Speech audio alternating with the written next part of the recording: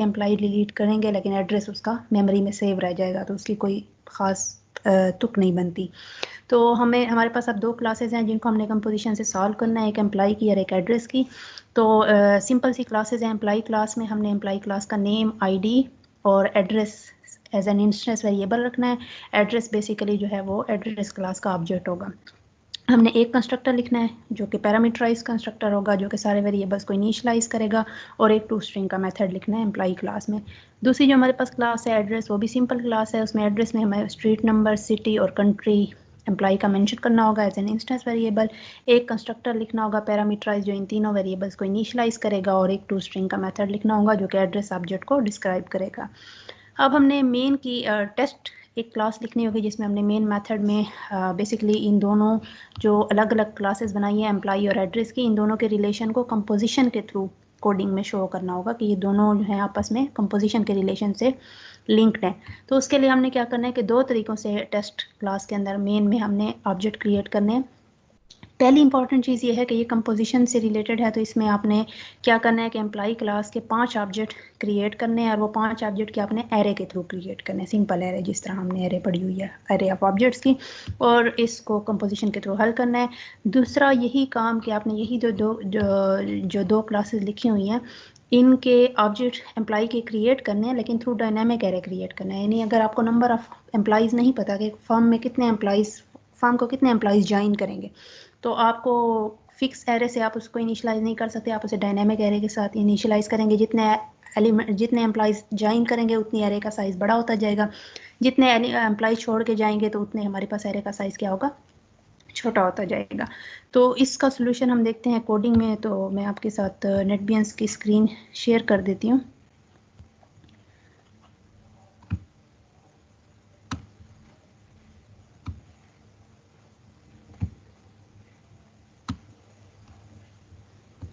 ये हमारे पास नेटबियंस की स्क्रीन आ गई। नेटबियंस की स्क्रीन में देखिए हमारे पास एड्रेस की एक क्लास है, एक एम्प्लॉय की क्लास मैंने लिखी हुई है, और एक टेस्ट क्लास जिसमें बेसिकली हमने कंपोजिशन के थ्रू दोनों एम्प्लॉयज़ को टेस्ट किया है। ओके, एड्रेस की क्लास जो है वो बहुत सिंपल है। इसमें स्ट्रीट, सिटी और कंट्री स्ट्रिंग टाइप के 3 वेरिएबल्स हैं। एक एड्रेस का कंस्ट्रक्टर है जिसमें तीनों पैरामीटराइज कंस्ट्रक्टर है, तीनों को हमने इनिशियलाइज कर दिया, और एक टू स्ट्रिंग का मेथड है जिसमें स्ट्रीट, सिटी और कंट्री को हमने डिस्प्ले किया है। एम्प्लॉय क्लास की तरफ आते हैं। तो एम्प्लॉय क्लास के 4 इंस्टेंस वेरिएबल थे, एक एम्प्लॉय का नेम, एम्प्लॉय की आईडी और एम्प्लॉय का एड्रेस। एड्रेस बेसिकली नेम और आईडी स्ट्रिंग और इंट टाइप के हैं, और एड्रेस जो है बेसिकली एड्रेस क्लास का एक ऑब्जेक्ट हो गया। अब हम एम्प्लॉय के कंस्ट्रक्टर की तरफ आते हैं। तो हमने इन तीनों वेरिएबल्स को इनिशियलाइज करना है। तो हमने नेम को बाहर से नेम पास कर दिया, आईडी को हमने आईडी से इनिशियलाइज कर दिया। अब जो एड्रेस है जिसको हमने इनिशियलाइज करना है, तो बेसिकली एड्रेस जो है वो कोई सिंगल वेरिएबल नहीं है, वो पूरा ऑब्जेक्ट है, और उस ऑब्जेक्ट के अंदर मजीद स्टेट, सिटी और कंट्री की इंफॉर्मेशन है। उसका पूरा एड्रेस एम्प्लॉय का है। तो हमने क्या करना है कि जब एड्रेस को इनिशियलाइज करना है, तो एड्रेस बेसिकली ऑब्जेक्ट है, इनिशियलाइज कैसे होगा, कंस्ट्रक्टर के थ्रू होगा। किस कंस्ट्रक्टर के थ्रू इनिशियलाइज होगा, जो एड्रेस क्लास में आपने कंस्ट्रक्टर लिखा हुआ है। यहाँ एड्रेस क्लास के अंदर आपने जो कंस्ट्रक्टर लिखा था वो एड्रेस ऑब्जेक्ट को और उसके सारे इंस्टेंस वेरिएबल्स को इनिशियलाइज करेगा। तो अगर आप एम्प्लॉय क्लास में एड्रेस को इनिशियलाइज करना चाहते हैं, तो आपने एड्रेस ऑब्जेक्ट को न्यू एड्रेस जिस तरह हम ऑब्जेक्ट इनिशियलाइज करते हैं, और साथ इसके सारे जो स्ट्रीट, सिटी और कंट्री की इंफॉर्मेशन जो आप पास कर रहे हैं वो आप इसको पास करेंगे, और इसका यहाँ पे कंस्ट्रक्टर कॉल हो जाएगा। और एड्रेस ऑब्जेक्ट को भी पूरी तरीके से जिस तरह नेम और आईडी इनिशियलाइज हुए हैं, एड्रेस भी विद स्ट्रीट, सिटी और कंट्री आपका इनिशियलाइज हो जाएगा। एक कंस्ट्रक्टर के अंदर, एम्प्लॉय कंस्ट्रक्टर के अंदर हमने क्या किया हुआ है, एड्रेस कंस्ट्रक्टर को कॉल किया है एड्रेस को इनिशियलाइज करने के लिए। फिर हमने टू स्ट्रिंग का मेथड लिखा। टू स्ट्रिंग के मेथड में भी एम्प्लॉय की सारी इन्फॉर्मेशन यानी नेम, आईडी हमने सिंपल प्रिंट की। इसके साथ जब हम एम्प्लॉय का एड्रेस भी प्रिंट करना चाहते हैं, तो बेसिकली एड्रेस जो है वो सिंगल वेरिएबल नहीं है कि आप उसको दिस डॉट एड्रेस करके प्रिंट करें। उसमें मजीद एड्रेस की जो सारी इन्फॉर्मेशन है वो बेसिकली एड्रेस की टू स्ट्रिंग क्लास में है।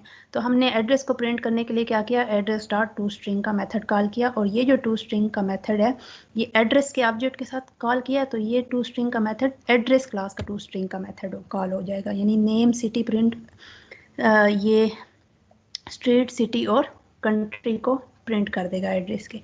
तो एम्प्लॉय के नेम, आईडी और स्ट्रीट, सिटी और कंट्री जो है वो एड्रेस के टू स्ट्रिंग प्रिंट करके देगा, और इस तरह पूरे एम्प्लॉय का सारा एड्रेस, नेम और आईडी आपके पास स्क्रीन पे डिस्क्राइब हो जाएगी। अब हम आते हैं टेस्ट जावा की इंपॉर्टेंट क्लास की तरफ, जिसमें बेसिकली हमने कंपोजिशन के रिलेशन को शो करना है और 5 ऑब्जेक्ट एम्प्लॉय के क्रिएट करने हैं थ्रू फिक्स एरे और थ्रू एरे लिस्ट। तो हमने एक टेस्ट की क्लास लिखी है, ठीक है, इस सेम पैकेज एक्सरसाइज 2 में। इसमें एक तो मैंने एरे लिस्ट की क्लास इंपोर्ट कराई है, क्योंकि मैंने डायनामिक एरे को यूज़ करना है तो उसके लिए मुझे एरे लिस्ट की क्लास इंपोर्ट करानी पड़ी। दूसरा स्कैनर की क्लास इंपोर्ट कराई है, क्योंकि मैंने यूज़र से कुछ इनपुट लेनी है जिसके लिए स्कैनर की क्लास मुझे चाहिए थी।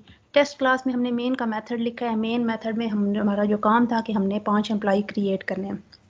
एक चीज़ हमेशा याद रखें कि ये प्रॉब्लम जो था कंपोजिशन का प्रॉब्लम है। एग्रीगेशन और कंपोजिशन का कोडिंग में जब हम डिफरेंस बताते हैं, तो जब हमने लास्ट एग्जांपल देखी थी बुक और ऑथर की, उसमें क्या था कि एग्रीगेशन से करना था, यानी दोनों ऑब्जेक्ट इंडिपेंडेंट थे। एक ऑब्जेक्ट डिलीट करने से दूसरा ऑब्जेक्ट डिलीट नहीं होना चाहिए। तो हमने क्या किया था, दोनों ऑब्जेक्ट ऑथर का भी और बुक का भी मेन में क्रिएट किए थे, ठीक है।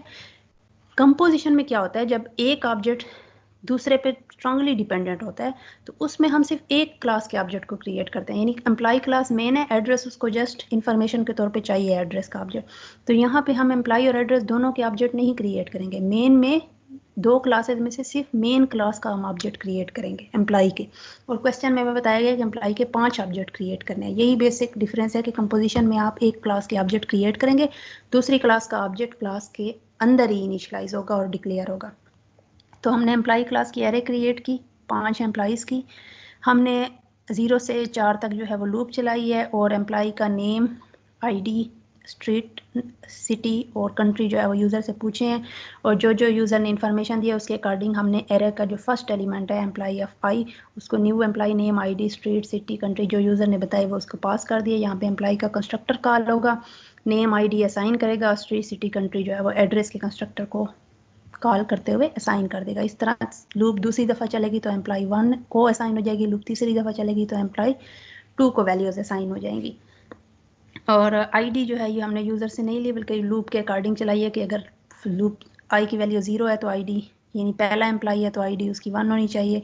आई अगर 1 है तो यानी दूसरी दफ़ा लूप चल रही है तो एम्प्लॉय क्या है, दूसरा एम्प्लॉय होगा, तो हमने आईडी इसकी आई प्लस 1 यानी 1 + 1 उसकी 2 कर देंगे।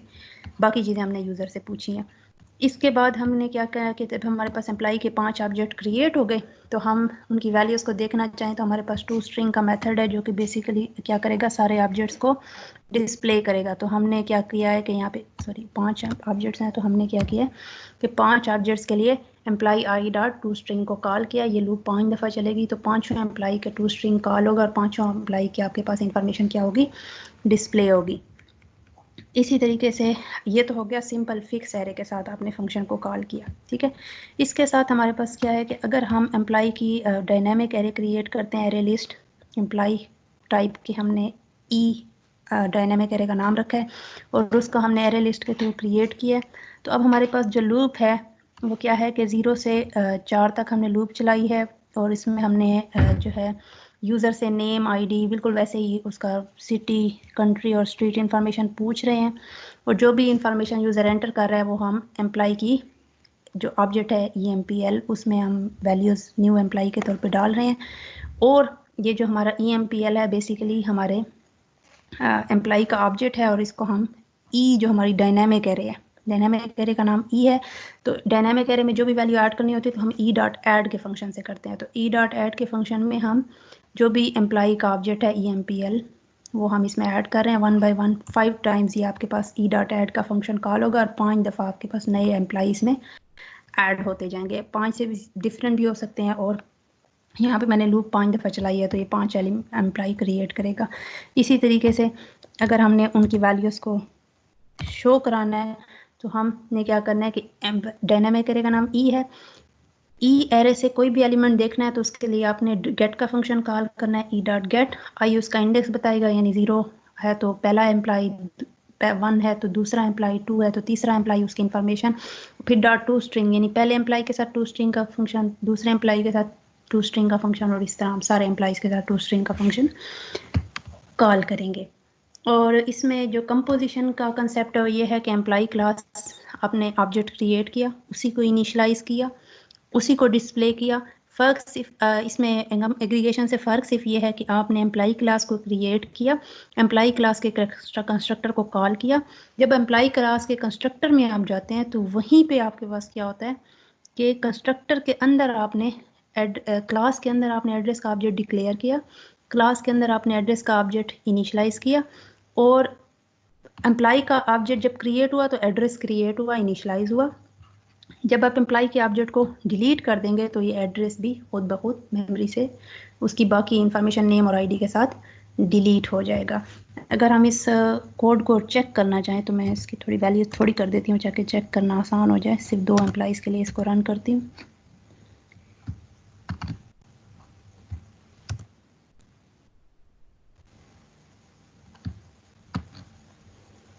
ये सिर्फ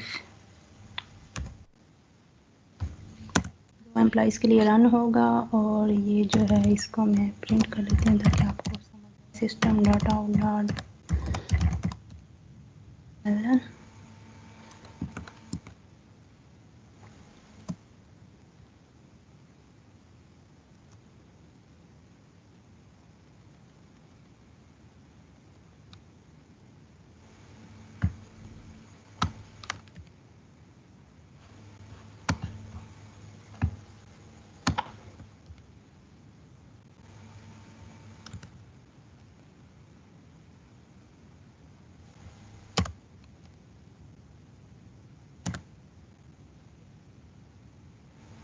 अब हम इस क्लास को रन करते हैं।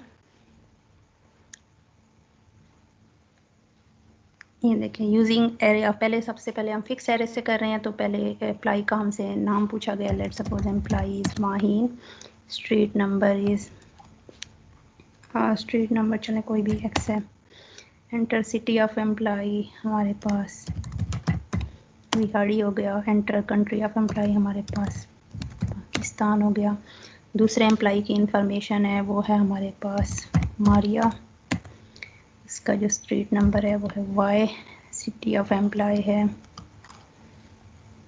मुल्तान, कंट्री हमारे पास है पाकिस्तान। अभी हमारे पास जो है टू स्ट्रिंग का मेथड दोनों के लिए कॉल हुआ, तो हमारे पहले एम्प्लॉय की सारी इन्फॉर्मेशन डिस्प्ले हो गई, दूसरे एम्प्लॉय की सारी इन्फॉर्मेशन डिस्प्ले हो गई। फिर हमने यही काम अगर एरे लिस्ट के थ्रू करना है तो दोबारा हमसे नाम पूछा जा रहा है एम्प्लॉय का। वो लेट्स सपोज अब है हमारे पास एम्प्लॉय अहमद, स्ट्रीट नंबर हमारे पास है दी, सिटी ऑफ एम्प्लॉय है लाहौर, और कंट्री ऑफ एम्प्लॉय है पाक। दूसरा एम्प्लॉय है हमारे पास साद, स्ट्रीट नंबर है हमारे पास पी, सिटी है पेशावर, और कंट्री है पाकिस्तान।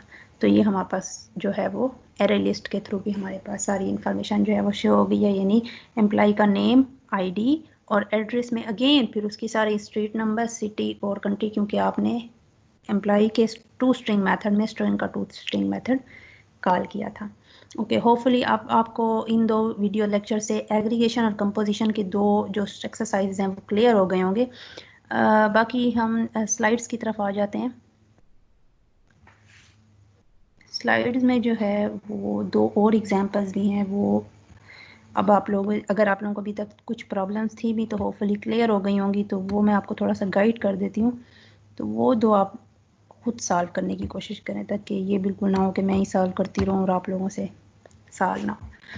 तो ये हमारे पास एक्सरसाइज 3 है जो कि अकाउंट और कस्टमर की एग्जांपल है। ये एज़ कम्पेयर टू पिछली 2 एग्जांपल सिंपल भी है। यहाँ पे ये कंपोजिशन का साइन नहीं है, ये फील्ड नहीं है डायमंड, ये वो है एम्प्टी डायमंड है। इसको एग्रीगेशन से करना है आप लोगों ने।